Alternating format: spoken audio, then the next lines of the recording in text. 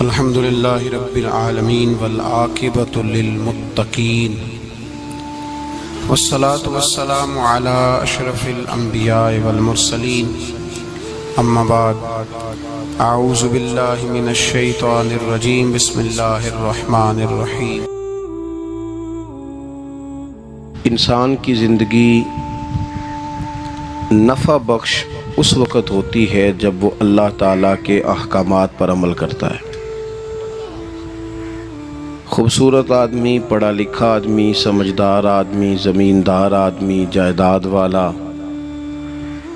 وہ کامیاب اس وقت ہوتا ہے جب وہ اللہ رسول کی بارگاہ میں مقبول ہوتا ہے جل شانہ وصلی اللہ تعالی علیہ وسلم۔ اپنا اپنا معیار ہر انسان نے بنایا ہوتا ہے کامیابی کا۔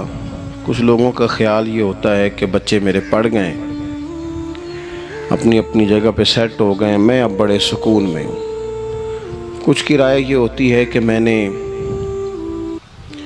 سب بچے بچیوں کا بیاہ کر دیا ہے، گھر میرا بن گیا ہے، اب میں بڑے آرام میں ہوں، قرار میں ہوں، سکون میں ہوں۔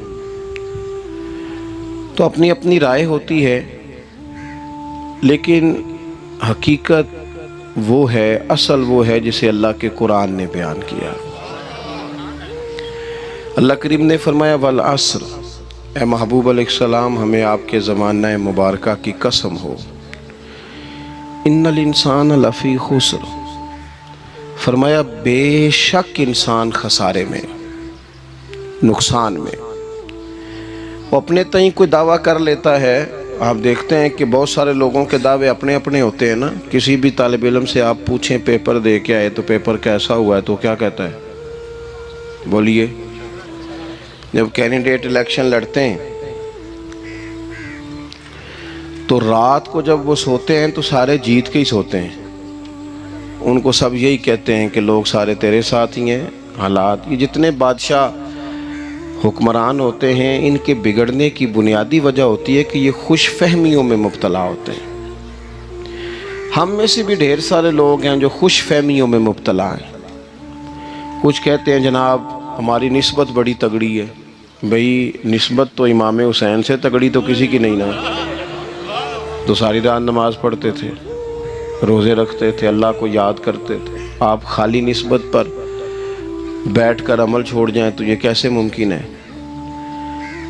تو اپنے اپنے تئیں لوگوں نے معیار کامیابی کے قائم کر لیے ہیں۔ اللہ فرماتا ہے کہ محبوب مجھے قسم ہو زمانے کی، انسان نقصان میں، یہ دن بدن جو وقت گزار رہا ہے تو اس کا نقصان، اس کا خسارہ، اس کا گھاٹا بڑھتا جا رہا ہے،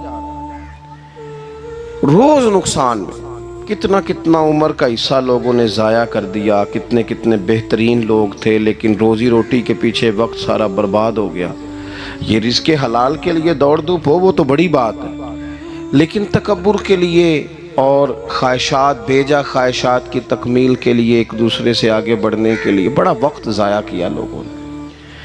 اچھا کوئی بھی نہیں جیتا، خاندانوں میں بھی کوئی نہیں جیتا، برادریوں میں بھی کوئی نہیں جیتا، پر لڑائی ساری زندگی کی ہے، میں نے آگے گزرنا، میں نے آگے، حالانکہ کوئی کسی کو جیتنے دیتا ہی نہیں۔ تو اپنے اپنے تئیں لوگوں نے معیار قائم کیے کامیابی کے۔ اللہ فرماتے ہیں بے شک انسان نقصان میں ہے، لیکن جس میں 4 خوبیاں پائی جائیں، ادھر دیکھو میری طرف، جس میں 4 خوبیاں پائی جائیں، اللہ کا قرآن کہتا ہے وہ بندہ کامیاب ہو جاتا ہے۔ 4 خوبیاں اس کے اندر ہو۔ کون کون سی؟ الا الذین آمنوا، سب نقصان میں نہیں سوائے ان لوگوں کے جو ایمان لائے۔ سب سے پہلے کیا کرے؟ ایمان ہو اس کے پاس، مضبوط ایمان، وعملوا الصالحات، اور ایمان بھی لائے اور نیک کام بھی کرے، اور صرف نیک کام نہ کرے، وَتَوَاصَوْا بِالْحَقِّ، لوگوں کو حق بات کی نصیحت بھی کرے۔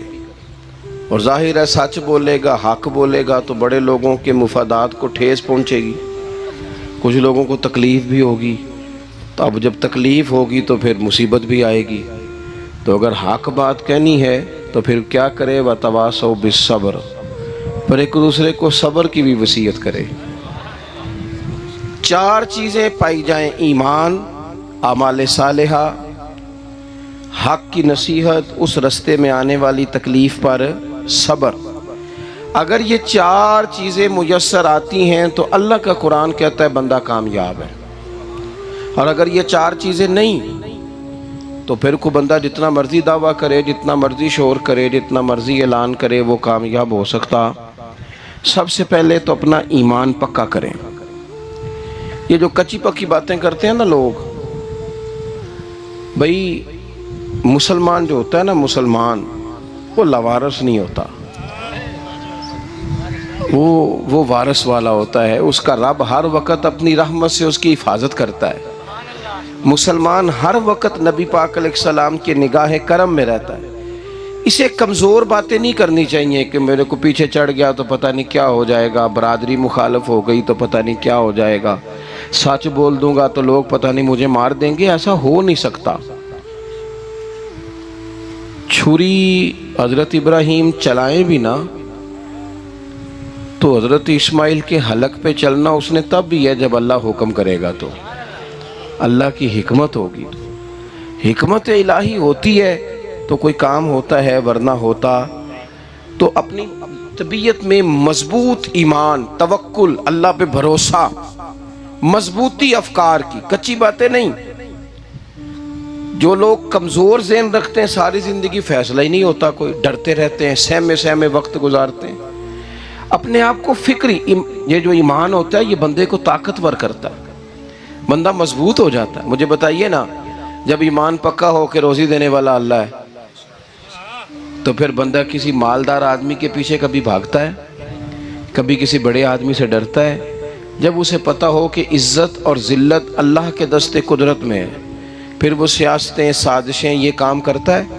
تو پہلے تو مضبوطی ایمان درکار ہے ہمارے بچوں کے اندر، ہمارے مزاجوں کے اندر۔ جب تک وہ مضبوطی ایمان، حضرت مولا علی شیر خدا کرم اللہ تعالی وجہہ الکریم ایک دفعہ بڑے علیل ہو گئے تھے، کمزوری آ جاتی ہے، بندہ بیمار ہو جاتا ہے۔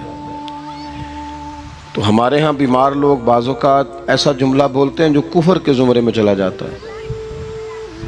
آپ پریشان ضرور ہیں، تکلیف میں ضرور ہیں، لیکن آپ بات وہی کریں گے جو شریعت اجازت دیتی ہے۔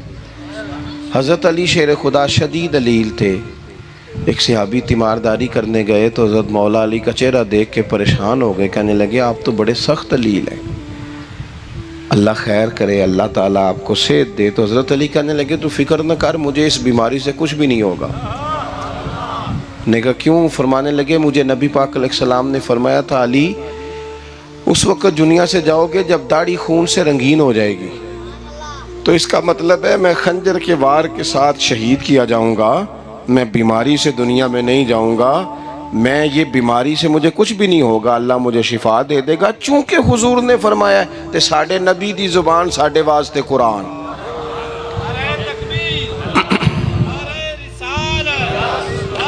تو سب سے پہلے تو اپنے ایمان کے اندر، توکل کے اندر مضبوطی پیدا کریں۔ مسلمان دیکھو نا، نماز پڑھنے سے روزی میں برکت ہوتی ہے کہ نہیں؟ ویسے جو چوپ ہیں ان کی بھی ہوتی ہے کہ نہیں؟ نماز پڑھنے سے روزی میں برکت ہے، تو پھر اس کا مطلب یہ ہے کہ جب ٹائم آئے نا نماز کا تو گاہک جتنے مرضی کھڑے ہوں پھر دکان بند کرنی چاہیے، پھر نماز پڑھنی چاہیے، کیونکہ روزی تو اللہ نے دینی ہے، گاہکوں نے تو دینی۔ تو سب سے پہلے ضروری ہے مضبوطی ایمان۔ میری طرف دیکھیں جی، آپ ویڈیو ضرور بنائیں پر میری طرف بھی تو دیکھیں نا جی، اللہ آپ کو خوش رکھے۔ موبائل اللہ تو مہنگے دے وے، پر ساری دیڑی یہ کام تری نہ کروں۔ آپ بنائیں ضرور، میں ویڈیو بنانے سے منع نہیں کرتا، سارے بنائیں بے شک، پر دیکھیں میری طرف، میری بات پر غور کریں۔ دوستو، مضبوطی ایمان، توکل، اللہ کی ذات پر بھروسہ۔ آپ کبھی میدان کربلا کا پورا نقشہ اپنے سامنے رکھیں نا، پورا نقشہ۔ 2 چیزیں ہیں، امام حسین کو نظر آ رہا ہے اب شہادت ہو جائے گی، اتنی بڑی فوج آئی ہے، خدا کی حکمت کے تقاضے سمجھ میں آ رہے ہیں، حالات کیا ہوں گے سمجھ آ رہی، پر ایک لمحے کے لیے بھی ان کا توکل کمزور نہیں ہوا۔ اپنے رب پر جو مضبوط بھروسہ ہے، مضبوط، سیدہ طیبہ طاہرہ حضرت فاطمہ الزہرا رضی اللہ تعالیٰ عنہا نا اونٹ کے بالوں کی بنی ہوئی چادر اوڑھ کر چکی پیس رہی تھی۔ یہاں بیویاں بڑا روتی ہیں، غریبی بڑی ہے، بڑی غریبی ہے۔ حالانکہ اب کون بندہ پیبند والے کپڑے پہنتا ہے جی، دور ہی گزر گیا۔ اب تو بڑی مشکل سے وہ لوگ ملتے ہیں جو جوتا ٹوٹ جائے تو گانٹھ کے پہنے، ورنہ تو نئے جوتے آ جاتے ہیں۔ حضرت سیدہ پاک اونٹ کے بالوں کی بنی ہوئی چادر اوڑھ کے چکی پیس رہی تھی۔ نبی پاک صلی اللہ علیہ وسلم نے دیکھا، آنکھوں میں آنسو ضرور آئے، پر محبوب نے فرمایا فاطمہ دنیا میں تھوڑی سی تکلیف برداشت کرو، قیامت کی ساری عزتیں اللہ آپ کو ہی عطا فرمائے گا۔ تو توکل کی مضبوطی، اللہ کی ذات پر بھروسہ، اپنے رب کریم کے ساتھ امیدوں کا وابستہ کرنا، اس سے مضبوطی آئے۔ دوسرا فرمایا وَعَمِلُوا الصَّالِحَاتِ، بہترین عمل کیا جائے زندگی میں، نیک اعمال کیے جائے، وقت ضائع نہ کیا جائے، ہر وقت کوئی نہ کوئی کام بندہ کرتا رہے۔ یہاں بہت سارے لوگ ہیں جن کو لوگ نیک کہنا شروع کر دیتے ہیں نا، وہ سمجھ لیتے ہیں شاید ہم سچی مچی نیک ہیں۔ لوگ جو کہتے ہیں حضرت صاحب قبلہ، پیر صاحب قبلہ، میں یہ طالب علموں کو، دوستوں کو، بلکہ اپنے آپ کو بھی کئی دفعہ کہتا رہتا ہوں، اپنے آپ کو سمجھاتا ہوں کہ یہ لوگ تجھے کہہ رہے ہیں حضرت صاحب، یہ تو رات کو تو اپنے آپ سے پوچھنا، اپنے رب سے پوچھ۔ کبھی موقع ملے تو اپنی گریبان میں جھانک، غور کر کے تیری کیفیت کیا ہے، تنہائی میں تیرا دل اللہ سے جڑتا ہے کہ نہیں، عبادت میں دل لگتا ہے کہ نہیں، خدا کا خوف دل میں رہتا ہے کہ نہیں، غریب کی محبت، عزیزوں قربت والوں کا احساس طبیعت میں موجود رہتا ہے کہ نہیں۔ ویسے تو میرا مطلب ہے، لوگ کہہ دیتے ہیں حاجی صاحب آپ بڑے سخی ہیں، تو اس سے تو نہیں نا بندے نے سخی ہونا، سخی تو تب ہونا ہے جب اللہ کی بارگاہ میں مقبول ہوگا۔ اعمال صالحہ، نیک کام، اور وہ کرتا رہے بندہ، کوئی بھی کام اسے نیکی کا مل جائے نا۔ دیکھو نبی پاک صلی اللہ تعالیٰ علیہ وسلم نے فرمایا نیکی کو کبھی حقیر نہیں سمجھنا، کبھی حقارت سے نہیں نیکی کرنی کہ یہ بڑی چھوٹی ہے تو میں اس کو کروں۔ اب فرمایا کبھی حقیر نہ سمجھنا، نیکی کا کام جو بھی ملے کر دینا۔ فرمایا اگر بھائی سے مسکرا کے ملو گے بھی نا تو اس پر بھی اللہ تمہیں صدقے کا ثواب عطا کرے گا۔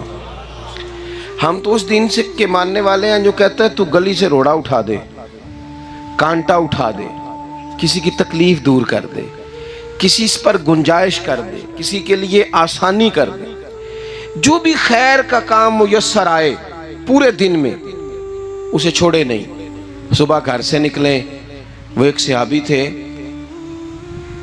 غالباً تابعی تھے، تو بازار جاتے اپنے غلام کے ساتھ تو سارا بازار گھوم کے واپس آ گئے۔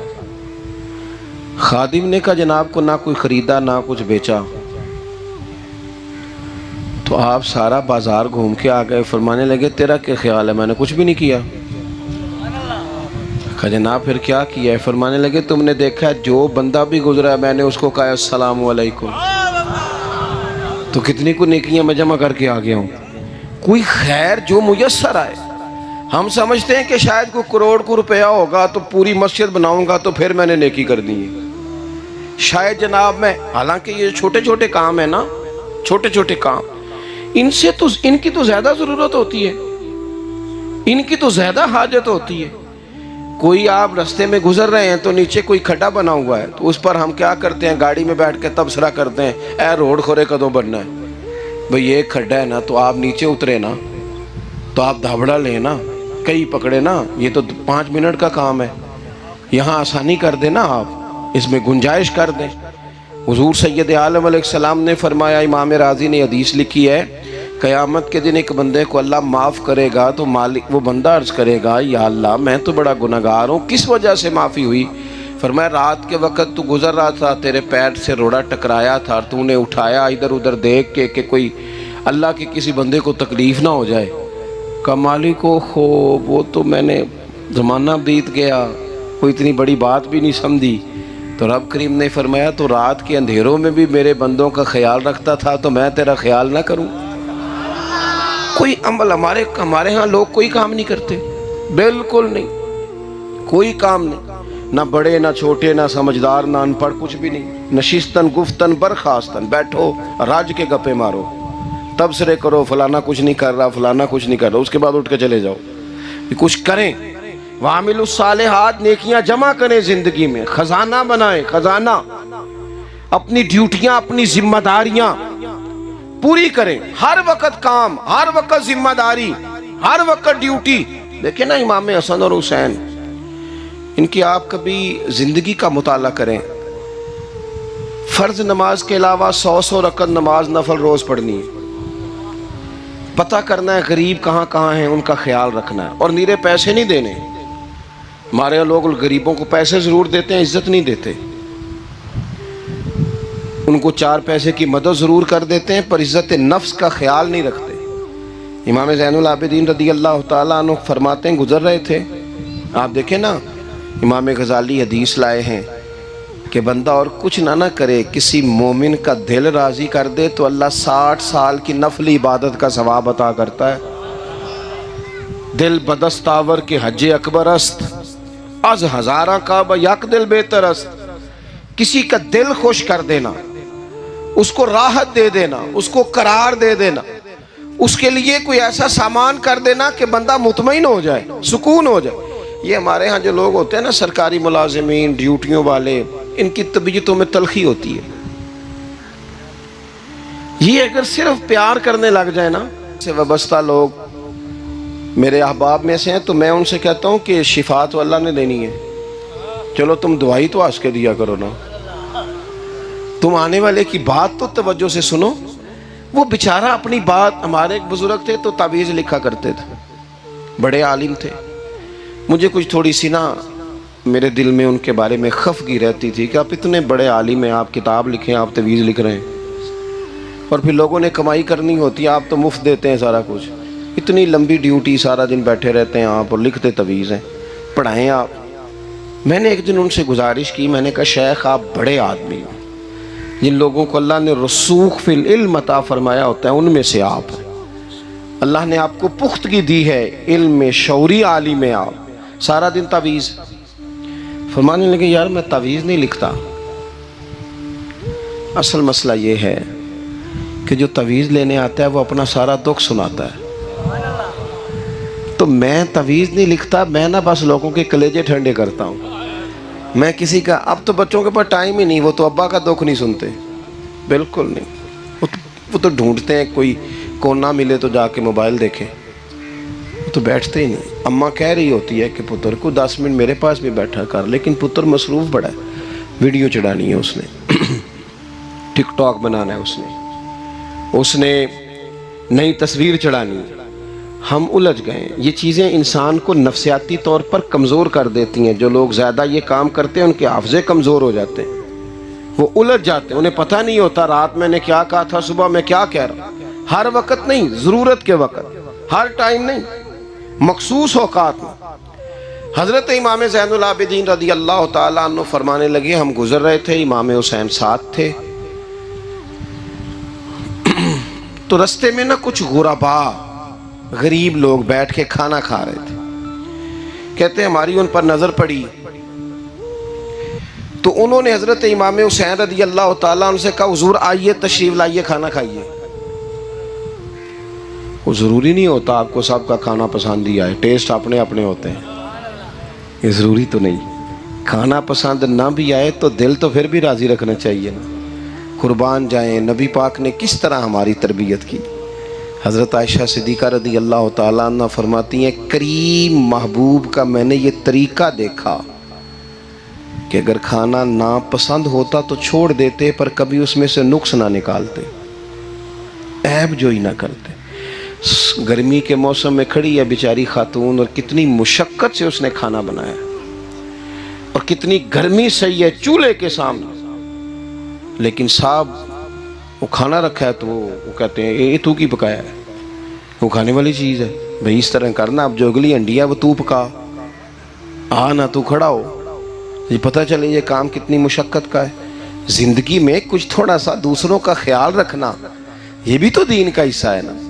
آپ اپنی زندگی میں ہمیشہ اپنے لیے سوچیں، کسی اور کا سوچیں ہی نہ۔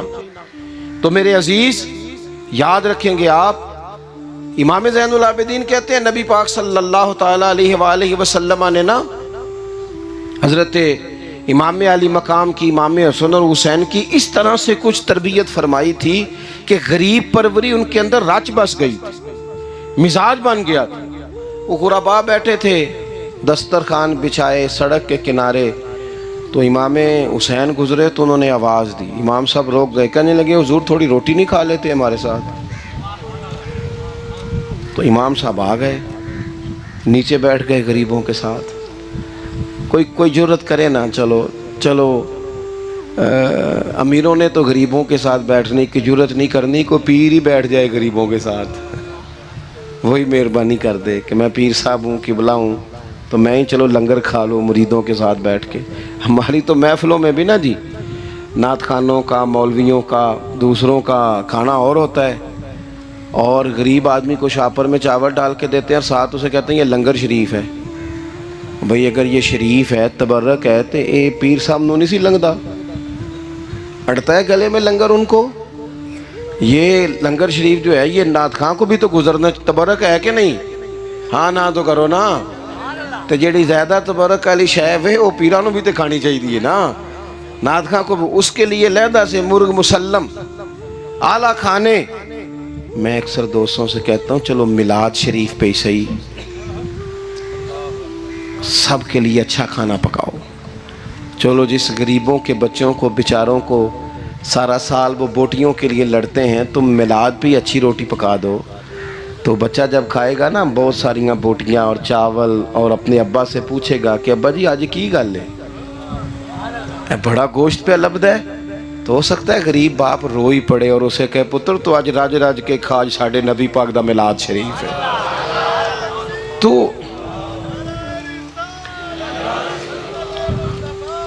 تو امام حسین رضی اللہ تعالیٰ عنہ نا آ کے غریبوں کے بیچ بیٹھ گئے زمین پہ،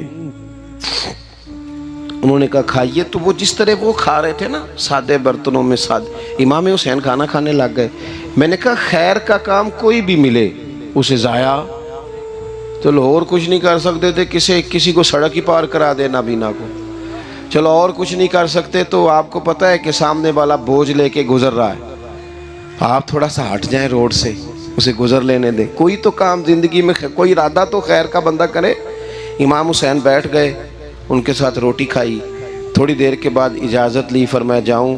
کہنے لگے حضور اور کھائیے، فرمانے لگے میں تو ابھی روٹی کھا کے آیا تھا اور آج تک ایسا نہیں ہوا کہ دوبارہ کھانا کھاؤں، ایک لقمے کی بھوک نہیں تھی، جتنا بھی کھایا ہے نا یہ تمہارا دل خوش کرنے کے لیے کھایا ہے۔ غرباء مساکین کی وعامل الصالحات، ایماندار بندہ ایمانداروں جیسے کام کرتا ہی اچھا لگتا ہے۔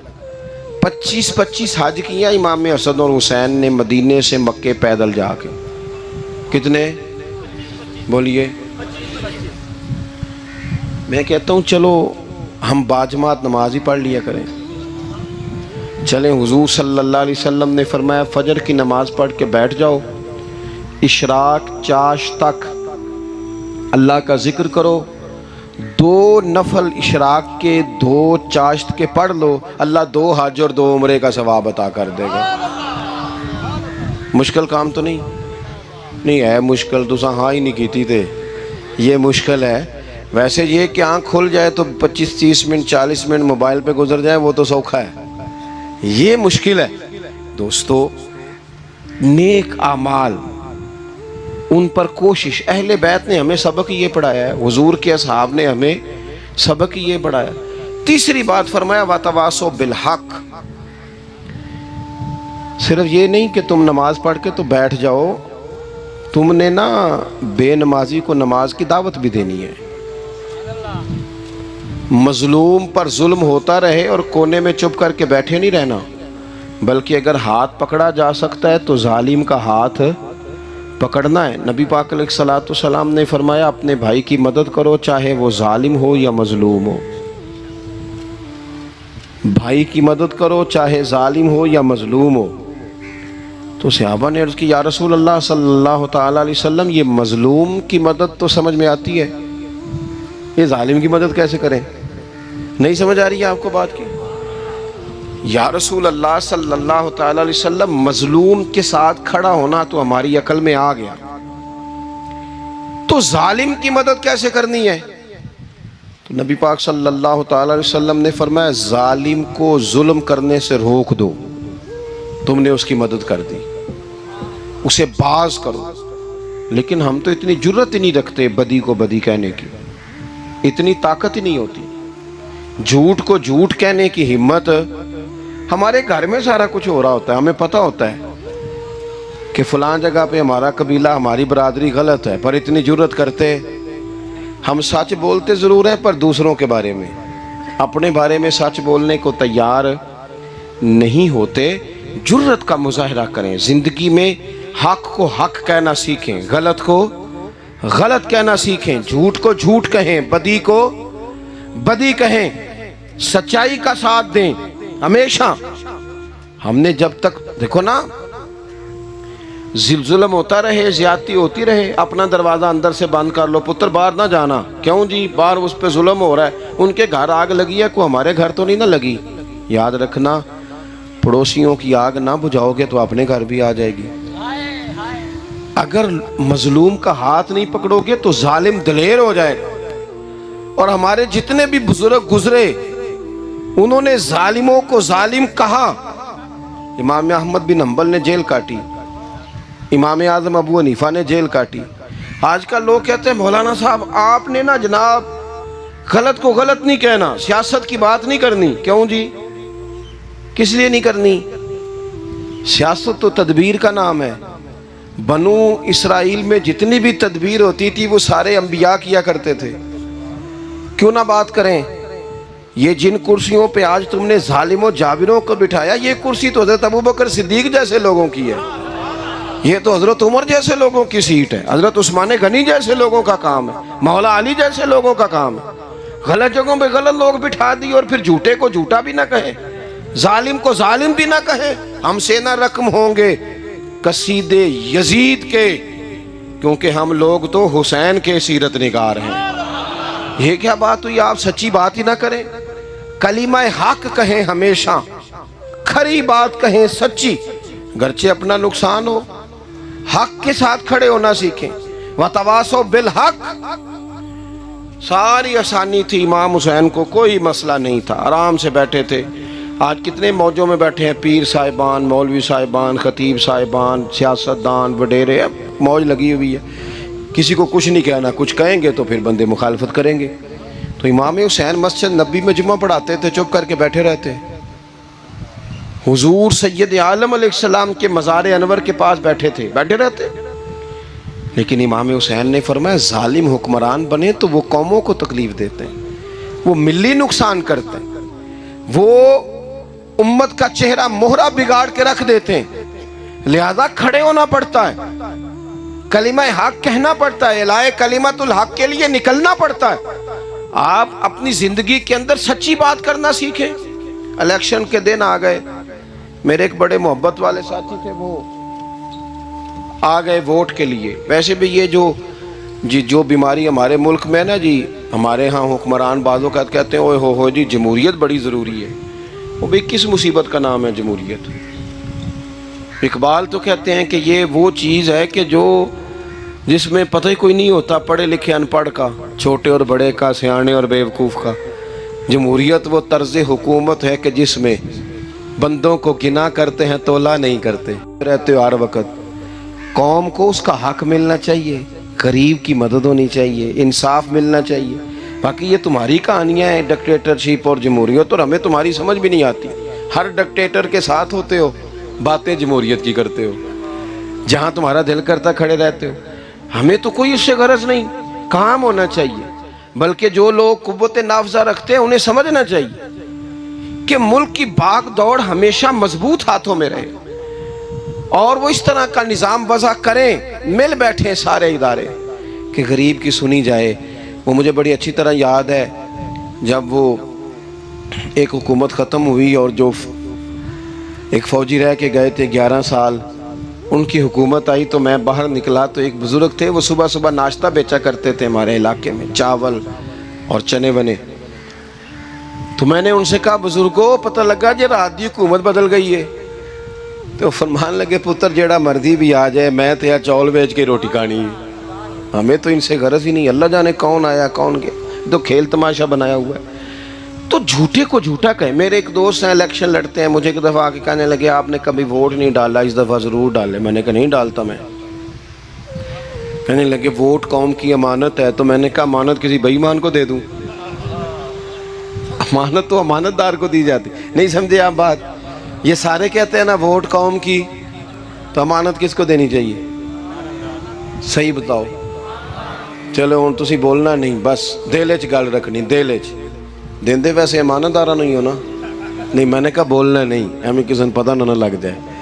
دیتے ویسے امانت داروں کو ہی ہو نا. یہ اپنے دل سے پوچھو، فیصلہ لو، اللہ سے ڈرو.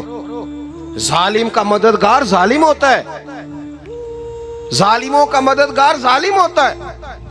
وہ تیرے میرے ووٹ پر جیت کر جب ظلم کرے گا تو پھر کون ہے جو یہ دعویٰ کرے گا کہ جناب میں ظالم کا مددگار نہیں؟ سوچو سمجھو غور کرو. عزیز بھائی، امام حسین رضی اللہ تعالیٰ عنہ نے فرمایا سچ کو سچ کہیں گے، جھوٹ کو جھوٹ کہیں گے. یہ نہیں ہو سکتا کہ جناب ظلم ہوتا رہے اور چپ رہے. اور یہ سبق کہاں سے پڑھا انہوں نے؟ مولا علی شیر خدا سے. ہم تو اپنے بچوں کہتے ہیں نا باہر ظلم ہو رہا ہے، تو پتر تو نہ باہر جانا، ہماری نہیں لڑائی. لیکن جب حضرت عثمان غنی رضی اللہ تعالیٰ عنہ پر بلوائیوں نے حملہ کیا نا، تو چونکہ حضرت عثمان غنی خالو تھے امام حسن اور حسین کے، حضرت عثمان خالو ہیں، سگے خالو ہیں، تو حضرت مولا علی شیر خدا نے یہ نہیں کہا کہ پتر اتنے بندے آ گئے ہیں، تلواریں ہیں، محاصرہ ہے، باہر نہ نکلنا. بلکہ حضرت مولا علی نے خود اپنے دونوں بیٹوں کو تلواریں پکڑائیں اور حضرت عثمان غنی کے دروازے پہ کھڑا کر کے کہا پتر خیال رکھنا تمہارے ہوتے ہوئے کوئی بھی شخص حضرت عثمان غنی کا دروازہ نہ کراس کر پائے. خود اپنے بچوں کو، ہر جنگ میں حضرت علی ساتھ لے کے جاتے تھے. ہم تو بچوں کو دلیری سکھاتے ہی نہیں، بزدل. اور کچھ ہمیں بابے مل گئے، وہ کہتے ہیں منڈے نو سایا ہے. میں کہ بابے نو آپ سایا ہے، انہوں بھی کہ دم کراؤ. اس کو نظری سایہ آتا ہے. کیسے نادانوں سے پالا پڑ گیا. کیا ہوتا ہے وہ سایہ؟ اچھے بھلے سیانے نوجوان بتی بند کر کے اندر لیٹا ہوا ہے بچہ، بابا کہہ گیا انہوں سایہ ہے. بابا کہڑا کہہ گیا جڑا باہر روٹی لین آیا سی. بھی ایڈی پہنچی سرکار ہوندی تے ٹکر ہی گھر کھا لیندی. لوگوں کے قسمت کا حال بتاتا ہے، اپنی اتنی خراب ہے کہ مانگتا پھرتا ہے. کیا مذاق بنایا ہم نے اپنے ساتھ. تھوڑے سمجھدار ہو جائیں. ہر بندے کی بات کا اثر قبول نہ کیا کریں. مومن کے پاس طاقتیں ہوتی ہیں، جو جدھر لگاتا ہے چپ کر کے لگ جاتے ہو. ان الذین قالوا ربنا اللہ ثم استقاموا تتنزل علیہم الملائکہ. اللہ کہتا ہے تو ڈٹنا سیکھ، رب کا نام لے کے ڈٹ جا، رب تیری مدد کے لیے فرشتے بھی نازل کر دے گا. کھڑے ہونا سیکھیں. جس کا جو مان آتا ہے وہ تباہی کر کے گزر جاتا ہے، بالکل قطعاً نہیں. تو امام حسین نے صحیح کو صحیح کہا، غلط کو غلط کہا، اور ڈٹ کے کہا، اور پورے وثوق سے کہا، اور پوری وہ حضرت امام ابو مالک کھڑے تھے نا، تو یہ بادشاہ بڑی بڑی غلط باتیں بھی کرتے ہیں. اچھا چلیں صحیح بتائیں آپ. میں آپ کو اپنی بات بتاتا ہوں. کئی دفعہ ایسے ہوتا ہے، کئی دفعہ کہ بات کوئی ہو جاتی ہے، کر لیتے ہیں، تو کوئی ساتھی توجہ دلاتا ہے کہ آپ تو بولتے بولتے یہ کہہ گئے، تو احساس ہوتا ہے اوہ یار غلطی ہو گئی. ہو جاتا ہے. بڑے بڑے جو محدثین تھے، بڑے بڑے لوگ، انہوں نے کہا یار ہماری یہ رائے تھی، پھر اس کے بعد ہمیں یہ پتہ چل گیا، اب ہماری رائے بدل گئی ہے. اس کو رجوع کرنا کہتے ہیں. بڑے بڑے لوگوں نے کر لیا. لیکن ہماری سیاسی جماعتوں کا حال یہ ہے کہ ان کے کسی کارکن سے پوچھے نا تمہارے لیڈر نے کبھی غلطی کی ہے؟ کیوں کیا نے؟ کیوں؟ معاذ اللہ یہ فرشتے کیا ہے؟ یہ غلطی نہیں کر سکتے؟ اگر بڑے بڑے لوگ کہتے ہیں یار یہاں ہم بھول گئے تھے، حتیٰ کہ صحابہ کرام علیہم رضوان اپنی رائے سے رجوع کرتے. یہاں کیا حال ہو گیا؟ کس چکر میں ہم پڑ گئے؟ جماعتوں کو بت نہ بناؤ، وہ جماعتیں رہنے دو. اگرچہ بت ہیں جماعت کی آستینوں میں، پر مجھے حکم اذاں لا الہ الا اللہ. تو سچ کو سچ، جھوٹ کو جھوٹ. حضرت امام ابو مالک کھڑے تھے تو ہارون رشید بادشاہ تھا. کچھ بڑے خوش آمدی لوگ ہوتے ہیں، نہیں جی نہیں سرکار آپ کی تو کیا بات ہے، کیوں جی اتنی تعریفیں کیوں کر رہے ہو؟ کہتے ہیں اس نے خرچہ کیا، مسجد بنوا کے دی ہے، یہ جناب چندے دیتا ہے. وہ خدا کے بندو، چندہ دینے کا مطلب یہ جو مرضی کہا جائے. حضرت امام مالک ہارون رشید کے بڑے بادشاہ کے دربار میں کھڑے تھے، کسی بڑے کے، ہارون رشید تھا یا کوئی اور تھا. تو وہ نا مکھی بار بار بادشاہ کو تنگ کرتی. مکھی کئی دفعہ نہیں قابو آتی، 3-4 بندے بھی لگ جائیں تو نہیں قابو آتی، پکڑی نہیں جاتی مکھی جو ہوئی. وہ مکھی بڑا تنگ کر رہی تھی تو اس نے غلط جملہ کہہ دیا. غلط کہنے لگا معاذ اللہ ثم معاذ اللہ، نقل کفر کفر نہ باشے. کہنے لگا امام مالک سے کیا ضرورت تھی اللہ تعالیٰ کو یہ مکھی کیوں بنائی؟ اللہ کی تخلیق پر اعتراض کر رہا ہے معاذ. اب خوش آمدی کو بندہ ہوتا تو کہتا جی وہ مسئلہ یہ ہے جی، وہ اصل بات یہ ہے جی، آپ بیٹھیں جی ٹھنڈے دماغ سے سمجھاتا ہوں. لیکن وہ نشے میں چور ہے نا، تخت پہ بیٹھا ہے، سخت بات کر دی کہ کیوں بنائی مکھی. تو امام صاحب اٹھ کے کھڑے ہو گئے، ہاتھ میں چھڑی پکڑی تھی، زور سے زمین پہ ماری. فرمانے لگے یہ مکھی نا اللہ نے تیرے جیسے لوگوں کا غرور توڑنے کے لیے بنائی ہے کہ سنبھالی تو تم سے مکھی بھی نہیں جاتی تو دعوے بڑے کرتے ہو. یہ تیرے جیسے بندوں کا غرور توڑنے کو بنائی ہے. چپ کر گیا، کہنے لگا حضور غلطی ہو گئی تھی، آئندہ نہیں کروں گا.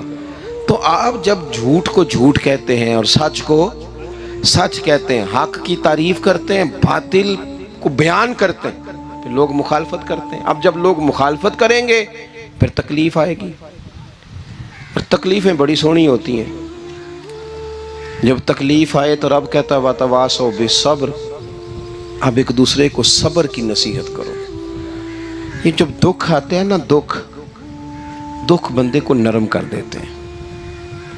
بیماری نفسانی خواہشات کو ختم کر دیتی ہے. بیمار بندہ اس کا کسی غلطی کی طرف دھیان ہی نہیں جاتا، وہ پورا جڑ جاتا ہے اپنے رب سے، اس کے اندر سے نفسانی خواہشات ختم ہو جاتی ہیں. جب آپ دکھی ہوتے ہیں نا، پھر کوئی سجدے کا مزہ آتا ہے، پھر کوئی دعا میں لطف آتا ہے، پھر کوئی رب سے دل لگانے میں مزہ آتا ہے، پھر دل کرتا ہے کہ کوئی بندہ موجود نہ ہو، میں اکیلا ہوں مسجد میں، رج کے یاد کروں اپنے مالک کو.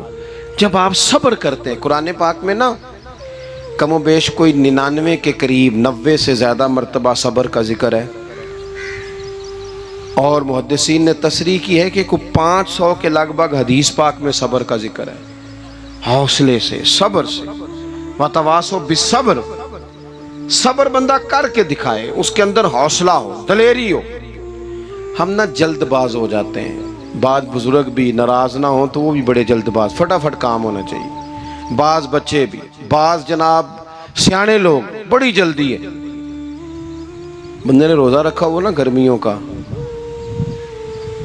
تو عصر کے وقت اگر وہ بڑا سوڑا پڑ جائے نا تو روزہ پھر کھل جاتا ہے. بولیے بڑی جلدی ہے جی، بڑی ٹینشن ہے جی، بڑا لگ رہا ہے، تو کھل جائے گا یہ کہنے سے. اس نے کب کھلنا ہے؟ بولیے. آپ کو تکلیف ہو گئی، آپ کو خدا نہ خواستہ ڈاکٹر نے کہا چھوٹا سا آپریٹ کرنا ہے آپ کا، شام کو ٹھیک ہو جائیں گے جی؟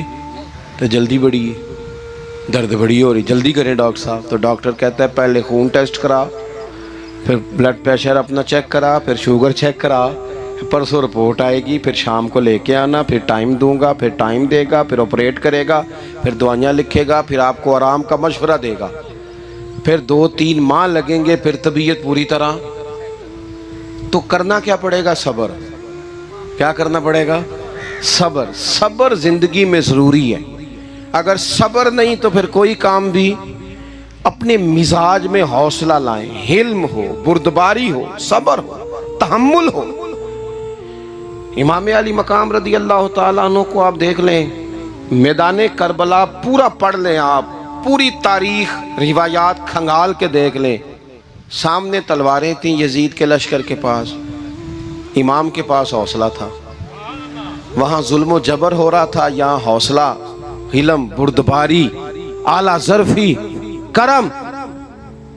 دوستو جب صبر اور تلواریں آپس میں ٹکرائی نا صبر اور تلواریں، تو تلواریں ہار گئیں، صبر جیت گیا۔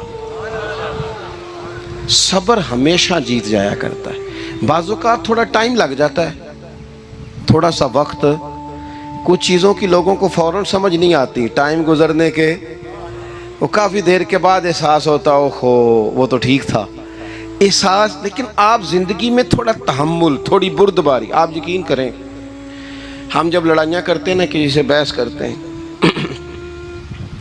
کچھ ایسی باتیں کر جاتے ہیں کہ بعد میں ہمیں احساس ہوتا ہے یار زیادہ سخت بات ہو گئی، مانتے نہیں لیکن بعضوں کا خیال ہوتا ہے یار اوہو یہ نہیں کہنا چاہیے تھا، لیکن وہ بات غصے میں نکل جاتی ہے، صبر ہوتا نہیں، پھر وہ خرابی ہوتی ہے۔